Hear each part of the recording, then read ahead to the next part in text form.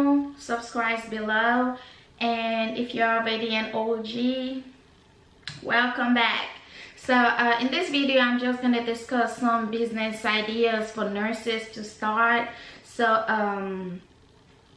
apparently I'm always looking for new things to start, new ways to make money. So I'm sure there are other nurses out there that do the same things.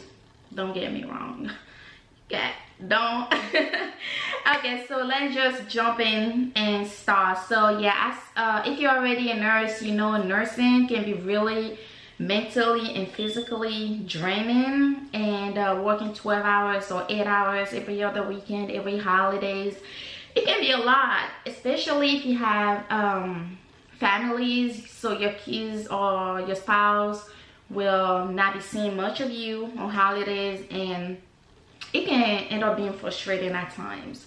So as nurses, if you hold a bachelor or a nurse practitioner degree, there's so many business ventures that you can just venture in. So I'm gonna get started and talk about all that. So the first one that a lot of people hear about is private duty nursing.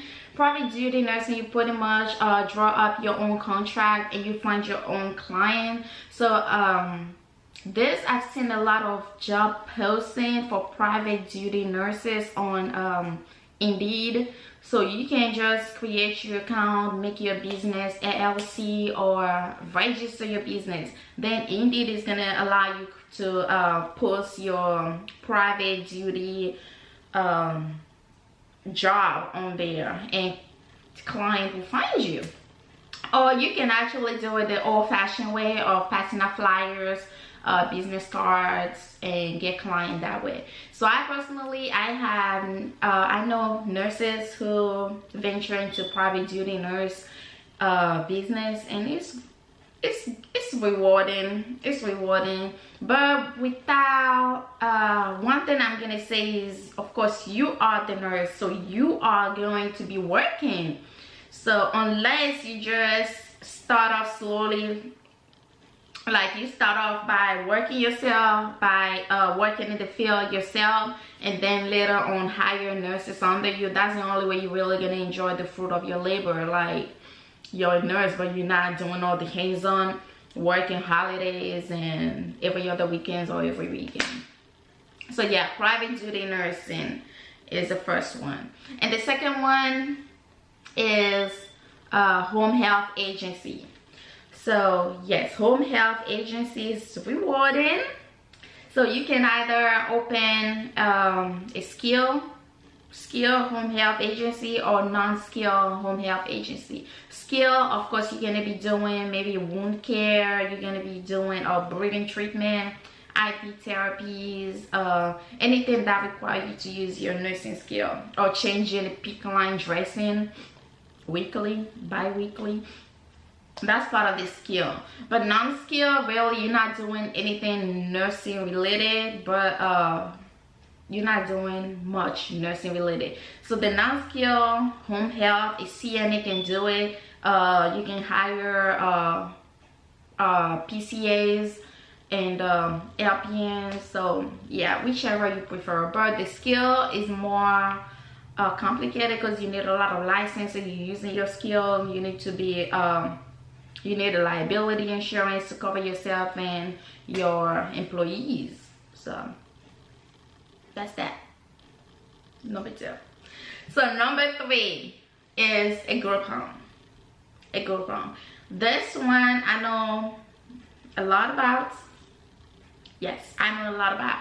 So a group home. To open a group home, the process is really lengthy and tedious. It's just so, oh my god.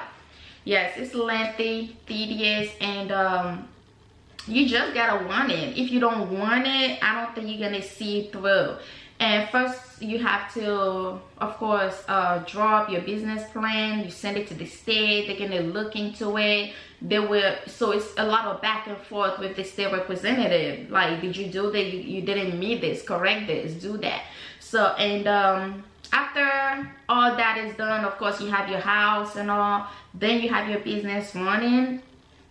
That's when you start, you can hire nurses, LPNs under you, and really you, the nurse, is not gonna really be doing a lot of hands-on unless you want to. And of course you can have your holidays, your vacations. So yeah, it's kind of like passive income. After you have it set up, you have people out there working for you. You don't have to do it.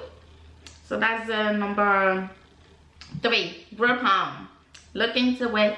The 4th one is legal nurse consulting. This area really interests me a lot. It really interests me a lot. So as a legal nurse consultant, you're pretty much a nurse who knows the legal side of the healthcare industry. And for nurses or medical providers who got in trouble with the board of medicine or board of nursing, then they can consult with you. They come to you and then you give them advices which way to go, which route to go, so they will not lose their license and how to go about it. So yeah, a legal nurse consultant is pretty much the middle person between the board and the person that the board is trying to I don't know, take an action against. So yes, that you can, as a legal nurse consultant, you can either be working with insurance companies, hospitals, private organization, non-profit, or you can either open up your own practice. Yes, you can open your own practice. The courses that I'm looking into right now, so yeah, this really interests me. The courses that I'm looking into, they actually give you all the contract already made up for you. It's part of the courses. They give it to you, so you just in case you wanna go ahead and open up your own legal nurse consultant business, you have the contract there, and they walk you through it. Isn't that nice? Isn't that just nice? Yes. So that's that. And as a legal nurse consultant, you can really work anywhere as long as you have your computer. You don't necessarily have to be in an office. If you're the type of nurse that just hate the office environment, you would rather be in Mexico, be in Punta Cana and doing your work, then look into it.